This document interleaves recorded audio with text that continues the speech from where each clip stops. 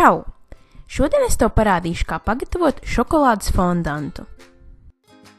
Tev vajadzēs 120 gramus šokolādes, 3 ēdamkarotes miltu, 4 ēdamkarotes cukura, 75 gramus sviesta, šķipsniņu sāls, tējkaroti stipras kafijas, kura ir atdzesēta, 3 olas un vēl nedaudz sviesta un miltu, lai sagatavotu formiņas.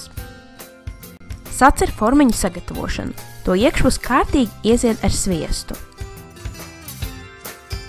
Šīs konkrētās formiņas ir no Rimi, bet ļoti līdzīgas var atrast arī citos veikalos. Kad visas 5 formiņas ietaukotas ar sviestu, tajās ieber nedaudz miltus. Kustini trauciņu tā, lai visi milti noklātu ar sviestu ieziestās malas. Ļoti svarīgi ir atbrīvoties no liekajiem miltiem uz trauciņu malām, citādāk beigās šokolādes fondantam apkārt būs nepatīkama balta garoziņa. Es to izdaru vienkārši apgriežot trauciņu otrādāk un pasitot uz dēlīša. Katliņā ielej nedaudz ūdens un virs tā uzliec bļodiņu, kuras apakš nepieskaras ūdenim. Tad bļodiņā liec šokolādi un sviestu.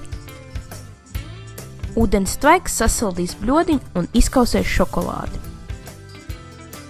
Maisot kausē, līdz visa šokolādes masa ir izkususi. Masu noņem no uguns un ļauj tai nedaudz atdzist. Esi uzmanīgs, lai ūdens neiekļūt šokolādes masā. Tikmēr sakū olas ar cukuru, līdz tās kļūšas gaisīgas.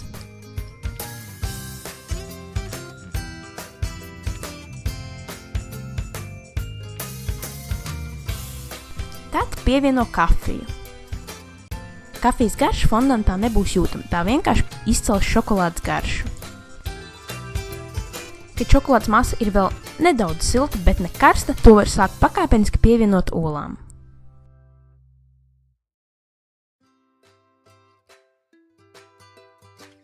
Tad mīklai piesijā miltus un pievieno sāli.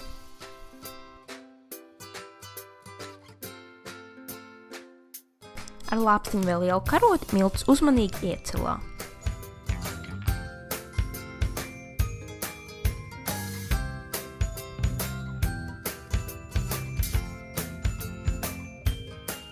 Tad mīkli iepriekš sagatavotajās veidnītēs.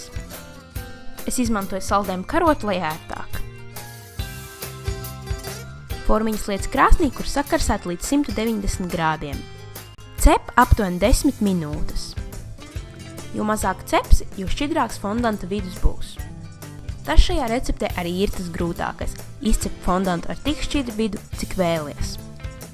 Tā gatavību var pārbaudīt ar bambusu kociņu. Kad fondants izņemts no krāsnes, atļauj tam atzist dažas minūtes. Tad uzmanīgi to apgriežot otrādi, izcel uz šķīvja. Fondantu var pasniegt ar putu krējumu, saldējumu vai pūdercukuru. Un lūk arī gatavais fondants. Es ceru, ka tev patiks šī recepte. Ja izmēģini šo vai kādu citu no manām receptēm, neaizmirst izmantot #BettīsRecepte. Seko man arī Instagramā un Twitterī. Tiekamies nākamajā video!